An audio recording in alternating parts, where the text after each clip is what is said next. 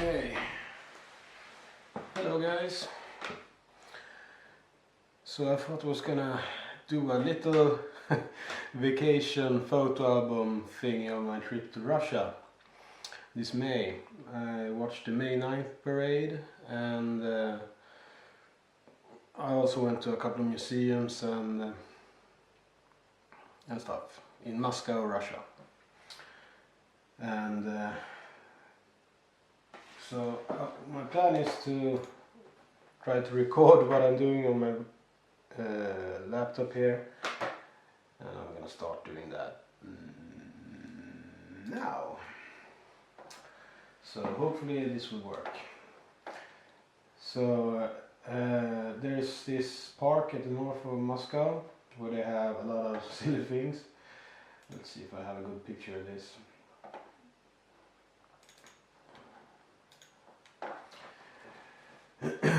This is the park has pavilions to different aspects of the Russian industry, basically, more like the Soviet industry. So this is my favorite one, the Bunny Pavilion. It's basically a Roman temple for the glory of bunnies. And here's a statue with a Russian lady holding bunnies. More bunnies. There's a better picture of it. And yeah, don't ask. There's a lot of things in this park that just doesn't make much sense. So anyway, here we are at the Central Armed Forces Museum. These pictures are not in any kind of particular order. I was at the Central Armed Forces Museum in Moscow the day before May 9th, so May 8th. And this is some kind of artwork, don't ask me. Bunch of helmets. Anyway, so come on, this is sundown over Moscow. Maybe I should just jump forward a bit. Yeah, let's do that. This is on our way to the park. So we're back in the park. For some reason you could give this guy money and you could pet his bunnies. He was there when we left as well. Look at those cute bunnies. They're not even on a leash or anything. Can I zoom? No? I should be able to zoom. I just installed Windows 10.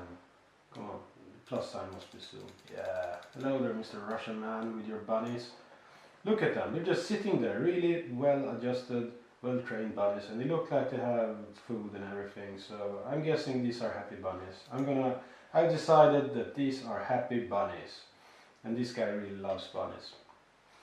So yeah, stuff like that you can find at the streets in Moscow. So yeah, monument. Here's the entrance to the park. Lots of communist symbols and stuff. The worker and the Kolchos woman. Yeah, big ass monument thingy. Russian McDonald's. So here's Lenin, and here's the pavilions. Here's one of the pavilions. Some strange fountain. The hammer and sickle. Some kind of Soviet video game. I have no idea. I don't know. I don't know. And space rockets. Putin t-shirts. I had to get a Putin t-shirt when I was there. Anyway, never mind. So rockets, MiGs, rockets, MiGs. Just these two buildings are different pavilions, and here we are, the Bunny Pavilion, my favorite one. Look at it. Here I am. I'm very happy. Looking badass next to the bunny statue. So here you get a sense of scale of this thing. It's totally bizarre. the bunny pavilion. I'm guessing they raised bunnies for fur or something. It's not much food. The bunny frescoes. It's hilarious. I'm guessing this is some kind of meat pavilion. I think that was a tea pavilion because it has fuck it. And suddenly military hardware out of fucking nowhere. So there's a Topol M, some missile thingies. I think I have a Topol M selfie here someplace. I should have. I need this remove something. So yeah, of course we're gonna park that there. And helicopters and planes and spaceships and Russian punk band was playing outside. Let's jump forward a bit again.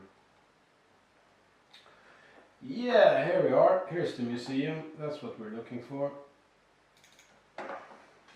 So of course we have big murals with heroes of the Soviet Union and Lenin all over the place, and guns. We were really lucky because all the veterans from the Second World War that's still alive were visiting the museum at the same time as we were. So I got to shake hands with the proper hero of the Soviet Union. There's a PU sniper and some kind of submachine gun. I don't recognize that one actually. Looks like a open bolt stamped thingy with Brum magazine. But all the signs and everything was in Russian and no one spoke English. Oh, just the single shot anti-tank rifles. I would like one of those in my collection.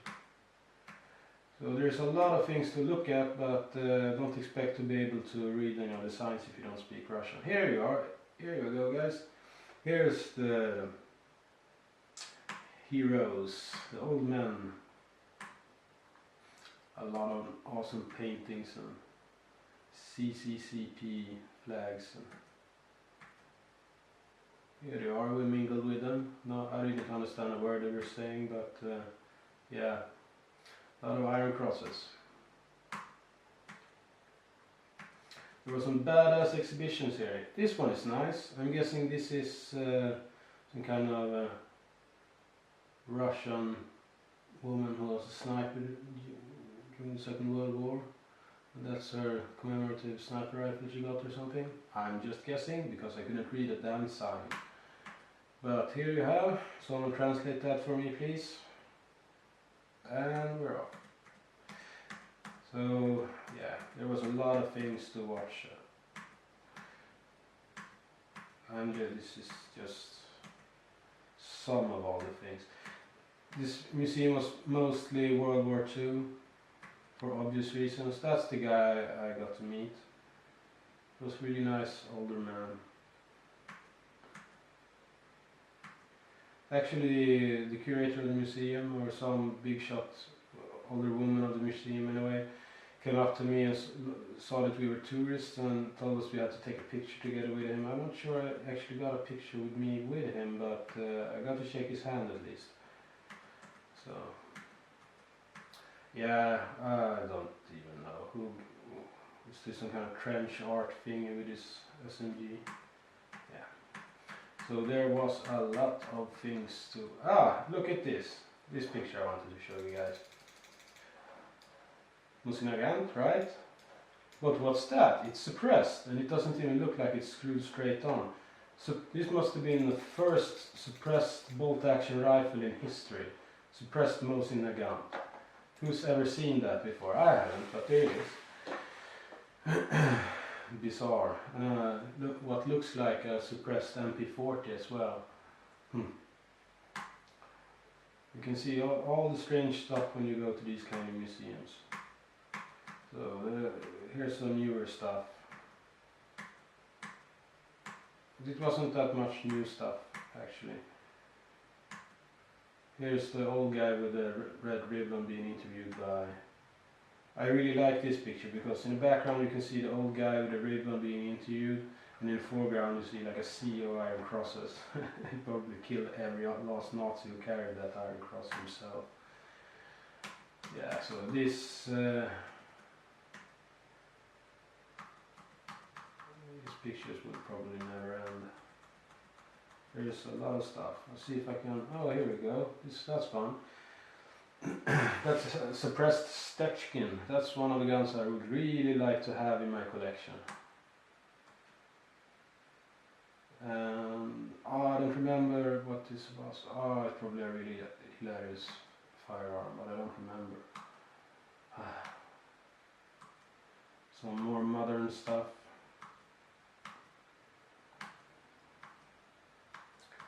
Yeah. Oh, here we go. But this one is a bit nicer. I would really like to own these firearms. Probably never going to happen, but there they were for me to enjoy and view. Yeah. Oh, I have to take a Lenin pose when you're visiting the Central Armed Forces Museum. That's the number one. Yeah, I'm gonna see if there's anything else I might want to show you guys. Yeah, the parade, of course. Let's finish off with a parade. Some parade pictures. Well, I have a shitload of pictures of tanks and stuff as well, but never mind those. Let's watch the parade. We were there 3 hours before the parade, and there was already a shitload of people. And I noticed when I went up here that they had these metal detectors. Let's zoom in a bit. They had these metal detectors that they let people through, but we never went through the metal detectors because why really? Because as you can see, there are topos behind here, but you couldn't see anything anyway because they had vehicles parked in front. The emergency vehicles were parked in front of the fence. So we decided to just stand on the truck we're at on this picture and watch from there. And then that truck had to drive away. So fortunately, they had this big screen we could watch later. There was actually over 2 million people in the streets of Moscow. That's a lot of people, and this was just one corner of the street that went through Moscow where they showed the parade. So people were climbing everything to see. Lots of kids with red flags. Here's from where they showed it on the monitor next to where we were. I'll finish this video with, yeah, look at that, with some video of that. It was actually quite an experience to see. It was the 70-year anniversary as well this year, 2015. So there were a lot of people, plus the jingoism or crazy patriotism in Russia is at an all-time high at the moment. So there's a lot of things. They parked the tanks for everyone to climb around.